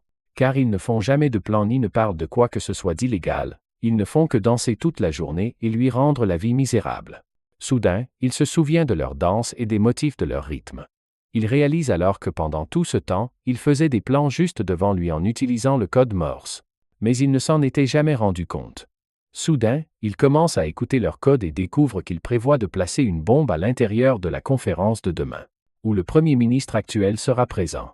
Il prévoit de commettre cet acte terroriste demain pendant qu'il sera encore là, afin que tout ait l'air d'avoir été fait par une entité extérieure. Il prévoyait de simuler des blessures, puis de faire une déclaration sur la façon dont il allait sauver le pays, et se venger des terroristes. Taiyo entend tout cela et le lendemain, quand tout se met en place, Kuroyuri essaye de faire exploser la bombe. Mais à sa grande surprise, rien ne se passe à l'intérieur. Au lieu de cela, une bombe explose dans la fontaine car Taiyo n'a pas pu la neutraliser. Il l'a donc jetée dehors. À son grand choc, Kuroyuri semble être au courant, car il sort effrontément son arme et tire sur Taiyo à la tête, affirmant qu'il a une autre bombe. Il active l'autre bombe pour tuer les témoins.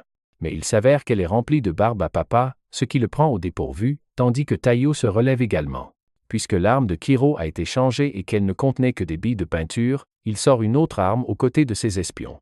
Mais Shion entre dans la mêlée et tranche leurs armes, ce qui effraie les espions qui s'enfuient, laissant Kiro seul. Il saisit une autre arme. Mais Shion le déshabille simplement et le remet à Taiyo pour qu'il le transporte dans leur installation. Pendant qu'ils sont dans la camionnette, Kuroyuri commence à dire à Taiyo qu'il connaît chaque détail de sa vie, avant d'affirmer que sa famille n'est pas morte dans un accident de voiture. Cela le prend au dépourvu, car Kuroyuri continue en disant que l'accident a été orchestré et qu'en fait, c'était l'œuvre de certains hommes à cause desquels il a perdu sa famille. Taiyo perd le contrôle de lui-même pendant un instant, alors qu'il pointe son arme sur le politicien, et lui dit de divulguer toutes les informations, tandis que Kuroyuri rit, sachant que son plan a fonctionné. Taiyo lui demande à nouveau comment il connaît sa famille, et Kuroyuri refuse de répondre à cette question. Cependant, il lui donne un conseil en disant que le monde est jonché de vérités cachées. Soudain, Taiyo reçoit un appel de Shion qui lui dit qu'ils ont une urgence. Le vice-premier ministre a été enlevé, et sa condition est diffusée en direct depuis un lieu inconnu. Le vice-premier ministre à la réunion s'est avéré être un faux et Shion pense que Kuroyuri a tout planifié à l'avance. Il veut que Taiyo interroge le politicien et le fasse cracher l'emplacement du vice-premier ministre. Kuroyuri entend tout cela et il dit que le timing est assez pratique car il prévoyait également d'aller sur le site de l'enlèvement. Soudain, ses liens se défont, et Taiyo ne peut que le regarder fixement pendant qu'il laisse tomber sa boucle d'oreille. La boucle d'oreille s'avère être une bombe qui fait exploser toute la camionnette avec elle. Pendant ce temps, dans le manoir Yosakira, Nanao expérimente un nouveau produit chimique. Mais il se trompe et crée une énorme explosion. Mutsumi se précipite dans sa chambre avec un masque à gaz et lui demande s'il va bien. Nanao s'excuse d'avoir endommagé la pièce. Mais Mutsumi remarque qu'il est en plus mauvais état car ses muscles se développent de manière disproportionnée sur tout son corps. Après cela, Nanao reprend le travail et dit à Mutsumi qu'il craint que Taiyo ne rentre à la maison terriblement blessé, c'est pourquoi il essaie de créer une potion de guérison très efficace. Il demande à Mutsumi si elle ne s'inquiète pas pour lui et elle répond qu'elle est également très inquiète. Elle a préparé un grand festin pour accueillir Taiyo à la maison, après qu'il ait terminé sa mission. Elle croit que même s'il est blessé après la mission, manger toute cette nourriture le guérira instantanément et Nanao veut être en désaccord. Mutsumi se demande alors ce que font les autres membres de la famille. Nanao lui dit que Kengo est en train de créer un visage lavable en machine pour Taiyo au cas où il reviendrait à la maison méconnaissable. Shion est en train de supprimer les ordinateurs de leurs détracteurs, afin qu'ils ne provoquent pas d'émeute au cas où il arriverait quelque chose à Taiyo. Shinzo est vraiment inquiet pour Taiyo aussi, c'est pourquoi il ne peut pas sortir de la poubelle. Lui et Futaba sont juste assis immobiles en train de boire du thé. Futaba croit qu'il n'y a pas lieu de s'inquiéter car Taiyo peut faire avancer les choses quand il le doit. Kyoichiro est le contraire d'elle et il souhaite juste que le garçon connaisse une fin horrible. Entendre tout cela n'apaise pas du tout le cœur de Mutsumi. Et elle est toujours anxieuse pour son mari. De retour sur le lieu de l'explosion, Taiyo aide le conducteur blessé en l'éloignant des flammes. Il reçoit un appel de Shion qui lui demande s'il va bien. Taiyo lui assure qu'il n'est pas blessé. Et a même réussi à sauver le conducteur, mais Kuroyuri s'est échappé. Shion répond que ce n'est pas un problème car il s'y attendait. Il révèle qu'il lui cachait la vérité sur l'identité de Kuroyuri. Il n'est pas qu'un politicien ordinaire, mais un ancien espion qui était une légende à l'époque. Tout le monde pensait qu'il était mort il y a 6 ans, mais il a ensuite commencé une deuxième carrière en tant que politicien. C'est pourquoi ils ont délibérément relâché la sécurité autour de lui cette fois-ci, afin qu'il puisse comprendre ce qu'il prévoyait. Ils ont placé un GPS sur Kuroyuri. Et Shion dit à Taiyo de rentrer à la maison car sa mission est terminée maintenant. D'un autre côté, Kuroyuri enlève le bandeau du vice-premier ministre avant de s'asseoir à côté de lui. Cette réunion est diffusée en direct dans tout le pays. En jetant les médias et le grand public dans le chaos, ce qui était la motivation de Kuroyuri depuis le début, le ministre se dit déçu de Kuroyuri, qu'il pensait être un politicien engagé, malgré ses activités étranges. Il dit à Kuroyuri que s'engager dans de telles activités terroristes ne changera pas la situation politique en sa faveur. Puis Kuroyuri commence à enlever son déguisement. Alors qu'il enlève ses lunettes funky, le ministre commence à trembler en remarquant ses yeux noirs comme la nuit. Kuroyuri dit que le ministre devait être assez sûr de l'avoir fait tuer, c'est pourquoi il n'a pas réalisé sa véritable identité plus tôt. Le ministre reconnaît finalement Kuroyuri comme un espion, avec qui il a traité dans le passé. Kuroyuri se tourne ensuite vers le public et leur dit qu'aujourd'hui, il s'adressera à eux non pas en tant que politicien, mais en tant qu'homme qui a perdu son enfant. Il dit qu'il s'est vengé de nombreux politiciens impliqués dans sa chute en coulisses, mais que le vice-premier ministre était le plus grand coupable. Il veut donc lui rendre justice devant le monde entier. Kiro pointe son arme sur lui en lui demandant s'il dira la vérité au monde et mettra fin à sa carrière politique. Ou refusera-t-il de répondre et mourra-t-il? Le ministre ricane en disant que c'est une idée stupide de demander aux politiciens de dire la vérité. Et Kuroyuri décide de mettre fin à sa vie, mais le flux est interrompu brusquement. Alors que Taiyo est arrivé à temps et a abattu l'appareil d'enregistrement, Kuroyuri est heureux de voir le jeune espion ici. Mais Taiyo lui dit de laisser partir le ministre. Kuroyuri refuse, sachant que Taiyo ne peut pas lui tirer dessus car le ministre serait également pris dans la ligne de mire. Il tire sur la main de Taiyo, le forçant à lâcher l'arme. Cependant, Taiyo profite de cette occasion pour réduire la distance entre eux, et attrape Kuroyuri par derrière. Kuroyuri était prêt à ça, et il attrape simplement Taiyo et le jette au sol. Il connaît tout des armes et des techniques de combat utilisées par la famille Yosakira, et prend les fils d'acier dans la poche de Taiyo et l'attache avec. Taiyo veut savoir comment Kuroyuri peut le savoir. Et il répond que c'est parce qu'il est doué pour collecter des informations et les utiliser à son avantage. Taiyo lui demande pourquoi un espion comme lui s'est transformé en politicien et a trompé le public. Kuroyuri répond qu'il n'a aucun intérêt pour la politique et qu'il a tout fait uniquement par vengeance. Taiyo est curieux maintenant et Kuroyuri lui dit qu'en raison de ses excellentes capacités, il était très apprécié dans le monde politique. Il avait l'habitude de faire le sale boulot des politiciens. Mais quand il rentrait chez lui, il n'était qu'un père idiot qui aimait sa fille. Il a mis la perruque et les lunettes funky pour divertir sa fille le jour de son anniversaire. Et elle s'est juste moquée de lui en essayant d'agir comme ça. Elle lui a dit que s'il voulait la surprendre, il n'aurait pas dû envoyer le cadeau à l'avance. Kuroyuri ne savait pas de quoi elle parlait. Et la fille a pointé une boîte dans le coin qui a soudainement explosé, emportant toute leur maison avec elle. Kuroyuri a perdu sa fille à cause de l'explosion. Et il ne pouvait que pleurer pour elle. Il réalisa que ses maîtres avaient décidé de se débarrasser de lui maintenant qu'il avait tout fait pour eux. À ce moment-là, il jura de se venger d'eux, et de leur faire ressentir la même douleur qu'il avait ressentie. C'est pourquoi il a simulé sa propre mort et est devenu politicien. Pour se venger. Kuroyuri affirme qu'une fois devenu politicien, il était assez facile d'utiliser ses réalisations et d'attirer ses cibles, prêt et de les tuer. Kuroyuri pointe son arme sur le ministre en disant qu'il est le dernier maintenant. Taiyo se jette soudainement sur lui. Mais les 3 gardes du corps espion de Kuroyuri arrivent de nulle part et l'arrêtent. Kuroyuri dit à Taiyo qu'il ne peut pas gagner contre eux tout seul. Il ajoute que puisque Taiyo est aussi quelqu'un qui a perdu sa chère famille, il ne veut pas lui faire de mal. Au lieu de cela, il propose de lui dire tout ce qu'il sait sur la mort de sa famille.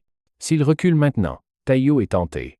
Il dit à Kuroyuri qu'il veut en savoir plus sur sa famille, mais pas si cela signifie que quelqu'un d'autre doit mourir. Juste à ce moment-là, Shion arrive.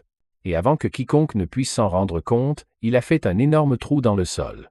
Les 3 laquais et Shion tombent à travers le trou et ils demandent à Taiyo de s'occuper de Kuroyuri et de sauver le ministre. Taiyo attaque Kuroyuri, qui bloque facilement son couteau qui contient du poison. Il le sait et poignarde Taiyo avec le couteau, ce qui provoque le relâchement de ses muscles et il ne peut pas riposter. Kuroyuri le repousse et Taiyo gît sur le sol en saignant. Il essaye de se relever, mais Kuroyuri lui dit que c'est inutile. D'un autre côté, les 3 espions demandent à Shion s'ils pensent vraiment pouvoir les vaincre. Ils montrent leur capacité spéciale. Le rouge est spécialisé dans l'utilisation du feu, le bleu dans l'utilisation d'eau à haute pression qui peut tout couper, et le jaune dans l'électricité qui peut griller n'importe quel ordinateur et n'importe quel cerveau. Ils agissent comme des Power Rangers en disant qu'ensemble, ils sont imbattables. Shion est impressionné par leur confiance et il décide de leur révéler son astuce aussi. Il leur dit comment son astuce lui permet de se déplacer très vite et silencieusement, ce qui est très utile au combat.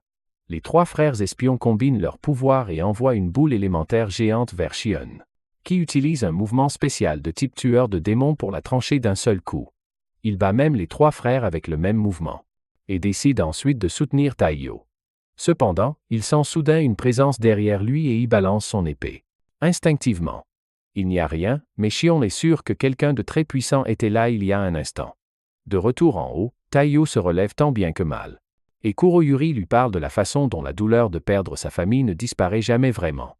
Il dit au garçon qu'il ne peut rien changer à sa vie ou à sa situation actuelle. Taiyo admet qu'il a raison, mais il se souvient alors d'un jour. Quand il est allé rendre hommage à la tombe de ses parents, Mutsumi priait à ses côtés et cela lui a donné beaucoup de force. Avec cela à l'esprit, Taiyo charge vers Kuroyuri qui est confiant de connaître toutes les techniques ou les armes qu'il peut utiliser. Cependant, juste au moment où Taiyo l'atteint, il utilise la technique de pas silencieux de Shion et apparaît derrière Kuroyuri avant même qu'il ne puisse s'en rendre compte. Kuroyuri se demande comment Taiyo le sait. Il s'avère que Kyoichiro avait déjà mis en garde Taiyo contre les dangers d'affronter un pro, parce qu'il saurait toujours tout de lui. Cependant, ce sentiment d'avoir toutes les connaissances peut être utilisé efficacement contre les pros, parce qu'alors ils perdent leur capacité à gérer l'imprévu. Il avait dit à Taiyo qu'il n'avait même pas besoin d'une technique parfaite, ou d'une technique raffinée pour prendre un pro par surprise, car tout ce qui surprend l'adversaire fonctionnera. Taiyo se penche derrière Kuroyuri et saisit son bras. Craquant l'antidote au poison caché dans ses dents, Kuroyuri essaie de le poignarder à nouveau avec un couteau, mais il bloque l'attaque avec une peau synthétique dure sur ses bras. Kuroyuri perd le couteau et sort son arme. Mais Taiyo est déjà trop près de lui pour le laisser tirer. Il repousse sa main et bloque l'arme avec une substance gluante. Kuroyuri sort son 2e pistolet, mais Taiyo le tranche avec le fil d'acier de l'araignée. Et puis l'épingle au sol. Kuroyuri réalise que son excellence dans la collecte d'informations s'est avérée être sa perte. Il félicite Taiyo en disant qu'il deviendra un grand espion un jour. D'ici là, il doit continuer à avancer, par respect pour ses actions et sa détermination. Kuroyuri décide de partager toutes ces informations avec lui. Il saisit la main de Taiyo et y dépose quelque chose. Mais avant qu'il ne puisse lui parler de sa famille, il reçoit une balle dans le cou. Taiyo est stupéfait car il n'a même pas entendu de coup de feu. Et il ne devrait y avoir personne derrière lui pour tirer.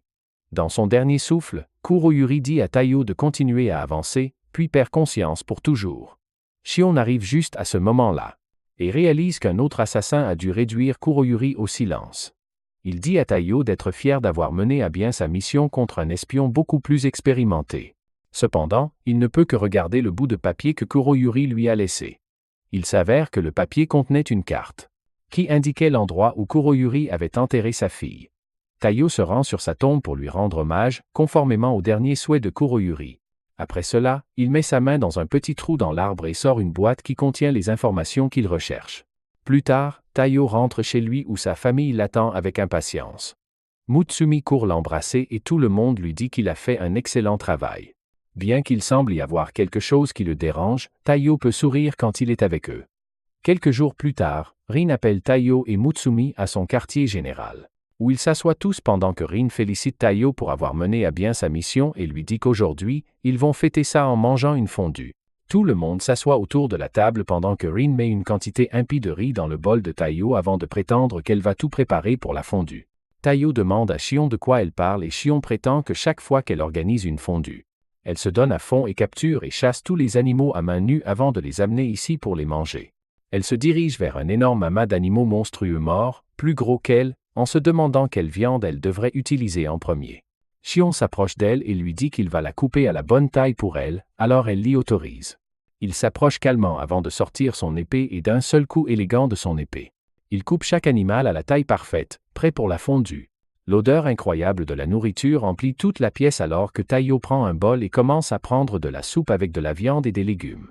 Et le temps à Mutsumi comme un parfait gentleman. Mutsumi aime beaucoup ça et le remercie du fond du cœur en prenant le bol, mais avant même qu'elle puisse en prendre une bouchée. Kyoichiro bourre la bouche de Taiyo avec un tas de légumes, l'étouffant alors qu'il est allongé sur le sol, tout en lui disant de ne plus jamais essayer de portionner de la nourriture pour sa sœur, car cet honneur lui revient à lui et à lui seul. Il prend rapidement un bol de nourriture et dit à Mutsumi qu'il n'y a mis que ses trucs préférés, mais Rin montre à ce maniaque amoureux de sa sœur sa place en lui enfonçant la tête dans le bol, en lui disant de dégager et d'arrêter d'agir comme un beau-frère jaloux. Cela énerve Kyoichiro et immédiatement une bataille de nourriture éclate alors qu'ils commencent tous les deux à se lancer de la nourriture pendant que les autres s'écartent le plus rapidement possible. Kengo semble avoir très faim et ne peut pas supporter de voir toute cette nourriture gaspillée. Alors il essaie de prendre un bol plein de nourriture avant que tout ne se renverse, mais reçoit une galette de poisson sur le visage qui l'assomme dans les bras de Taiyo. Pendant que cela se passe, Shion reste cool en esquivant simplement tous les légumes et en attrapant tous les morceaux de viande qui volent partout et commence à les manger. Il dit à Taiyo qu'esquiver quelque chose qui n'est pas dirigé vers eux est extrêmement facile alors qu'il attrape un bol, et utilise sa technique de marche spéciale pour remplir les 2 bols de nourriture qu'il tend à Mutsumi. Elle donne un bol à un Taiyo impressionné et garde l'autre pour elle, pendant que Shion lui dit de faire attention avec sa technique de marche car elle met à rude épreuve leurs os et peut les endommager de façon permanente. Avant même qu'il puisse réagir, un morceau de viande chaude s'écrase sur son visage et il commence à crier pendant que Shion choisit simplement ce qu'il veut manger et l'attrape dans les airs. Après un certain temps, ils ont tous finalement mangé à leur faim alors que Kengo et Rin dorment sur le sol pendant que Shion nettoie rapidement tout. Pendant ce temps, Taiyo est assis derrière une étagère en regardant le petit cube, se demandant s'il trouvera réellement la vérité derrière la mort de sa famille à l'intérieur de celui-ci, comme l'a affirmé Kuroyuri. Soudain, il est surpris par Mutsumi qui s'assoit à côté de lui et lui demande si le cube contient des informations sur sa famille et il affirme que oui. Elle lui demande pourquoi il a l'air si stressé et il répond que même si son corps s'est immédiatement mis en action pour essayer de sauver le Premier ministre contre Kuroyuri, il y a eu une fraction de seconde où il pensait que, s'il trouvait le coupable qui a tué sa famille, il ferait probablement la même chose et ferait de l'élimination de cette personne le but de sa vie. Cela le met donc au même niveau que Kuroyuri, alors de quel droit peut-il le condamner? Il a peur que révéler ce secret ne le change, mais il ne dit rien. Mutsumi l'embrasse sur la joue, le surprenant alors qu'il la regarde et lui demande pourquoi elle a fait ça. Elle sourit et prétend qu'elle voulait juste le réconforter un peu quand elle réalise que le cube a fini par s'ouvrir et qu'une bille en tombe. Taiyo attrape la bille et se demande ce que c'est que ce truc quand Kyoichiro sort et affirme que la bille est un dispositif spécial qui contient des informations optiques. Mais quand il le regarde, Taiyo réalise que Kyoichiro a dû voir Mutsumi l'embrasser, car du sang coule de ses yeux. Alors qu'il s'apprête à faire évaporer Taiyo, Rin l'attrape heureusement par derrière et dit à Taiyo de s'enfuir rapidement. Plus tard dans la journée, lui et Mutsumi rentrent chez eux et Taiyo commence à se sentir extrêmement fatigué et son corps est lourd. Soudain, il réalise que quelqu'un est littéralement assis sur sa tête et il s'avère que c'est l'assassin Ayaka. Elle se tient là dans sa tenue de soubrette alors que Taiyo lui demande ce qu'elle fout là. Elle prétend que Mutsumi lui a demandé de rester ici et Mutsumi acquiesce, affirmant qu'à partir de maintenant, elle restera ici en tant que soubrette et s'occupera des tâches quotidiennes. Ayaka se met immédiatement à danser autour de Taiyo, affirmant qu'elle sait tout ce qui s'est passé jusqu'à présent et qu'elle connaît également le lecteur optique qu'il a obtenu. Taiyo demande comment diable elle sait ça, mais elle prétend qu'elle est une espionne et qu'elle sait tout avant de le sortir de sa poche. Taiyo essaie de le reprendre, Mais Shion entre dans la pièce avec ses yeux endormis et attrape la bille de la main d'Ayaka. Alors qu'elle l'étudie et affirme que non seulement elle est extrêmement vieille, mais qu'elle est aussi un peu endommagée. Elle lui dit qu'il faudra beaucoup de temps pour extraire les données, tandis que Mutsumi appelle Ayaka pour lui apprendre à faire du bon thé. Taiyo demande s'il est conseillé d'avoir une véritable espionne assassin dans leur maison, mais Ayaka affirme que c'est parfait pour le moment. Car la prime sur la tête de Taiyo a beaucoup augmenté à cause de sa dernière mission et il devient très connu dans le monde souterrain. À cause de cela, il y aura beaucoup plus de tentatives d'assassinat et il doit être prêt à ça. Pour s'assurer qu'il s'entraîne, elle essayera de l'assassiner quotidiennement pendant qu'il essaye d'éviter ses attaques. Elle lui lance une pile de fourchettes pendant que Taiyo réfléchit au genre de vie qu'il va vivre à partir de maintenant. Plus tard dans la soirée, il est tellement fatigué par l'entraînement qu'il est incapable de bouger alors qu'il s'allonge sur la table pendant que Mutsumi lui propose de lui faire du thé. Il la remercie mais prétend qu'il veut d'abord prendre un bain. Il entre dans la salle de bain pour une douche rafraîchissante quand, à sa grande surprise, Ayaka sort de la salle de bain, lui faisant peur, et commence à prendre des photos de lui, affirmant qu'il est important pour un espion d'être vigilant, surtout lorsqu'il est vulnérable. Elle continue à prendre des photos, puis attrape une bouteille et commence à asperger une solution acide qui brûle les murs. Taiyo continue de les esquiver alors qu'il essaye de s'éloigner quand, à leur grande surprise, le système de défense de la maison s'active et électrocute Ayaka dans la baignoire. Ce n'était pas prévu, car elle lui dit de ne pas s'approcher sinon il sera électrocuté aussi. Taiyo essaye de trouver un moyen de la sauver quand il casse le mur et trouve la prise de courant principale. Sans hésiter, il saute dans la baignoire et attrape Ayaka tout en attrapant l'alimentation électrique avec son autre bras. Ayaka lui dit de la laisser, mais il continue d'essayer et parvient à court-circuiter l'alimentation électrique, créant une explosion après laquelle il se tient sur Ayaka au sol. Malheureusement pour lui, Kyoichiro le trouve dans cette position scandaleuse et attrape un instrument de torture préhistorique. Parce qu'aucun homme ne devrait même regarder une autre femme s'il est marié à Mutsumi. Taiyo commence à s'enfuir alors que Kyoichiro le poursuit aux côtés d'Ayaka, qui est tombée amoureuse de Taiyo une fois de plus alors qu'ils le poursuivent nu à travers la maison. Quelques jours passèrent. Quand Taiyo recommence à partir en mission régulière un de ces jours. Il oublie son téléphone, mais quand Mutsumi essaie de le lui remettre, elle remarque que quelqu'un nommé Kaoru l'appelle. Il l'attrape immédiatement de sa main en prétendant que ce n'est personne avant de couper le téléphone et de sortir. Mutsumi ne sait pas quoi en penser quand Ayaka apparaît derrière elle, lui faisant une peur bleue alors qu'elle pleure en affirmant que ce sont les signes de la tromperie. Il s'en va tôt, revient tard, désactive parfois sa localisation pour que personne ne puisse le suivre, reçoit des appels de personnes inconnues. Et parvient également à l'éviter quand elle a essayé de le suivre. Elle prétend que ce sont des signes clairs de tromperie, mais Mutsumi lui fait confiance et lui dit de ne pas s'inquiéter. Le lendemain, Mutsumi emmène Goliath se promener aux côtés de Taiyo et lui dit qu'elle est vraiment heureuse de passer du temps de qualité avec lui car il a été très occupé récemment. Taiyo sourit à cela avant de commencer à poser des questions sur la race de Goliath. Mutsumi prétend que ce n'est pas un chien normal, car il est dans la famille Asakira depuis des centaines d'années et était même un chien de garde pour son arrière-grand-mère. Elle prétend qu'il est un mélange spécial entre un loup mystique et un chien. Ce qui le rend capable de changer de forme juste devant ses yeux, Goliath change de forme et ressemble davantage à un loup. Alors qu'il augmente de taille, elle s'assoit dessus en affirmant qu'il est très fort et demande si Taiyo aimerait s'asseoir aussi. Goliath ne l'aurait pas permis et le repousse avec sa queue, obligeant Mutsumi à lui remettre la laisse uniquement. Immédiatement, Goliath prend le vent alors qu'il se met à courir à une vitesse incroyable, traînant Taiyo derrière lui et traversant même l'eau. Quand ils ont terminé, Taiyo est complètement trempé, allongé sur le sol dans un parc.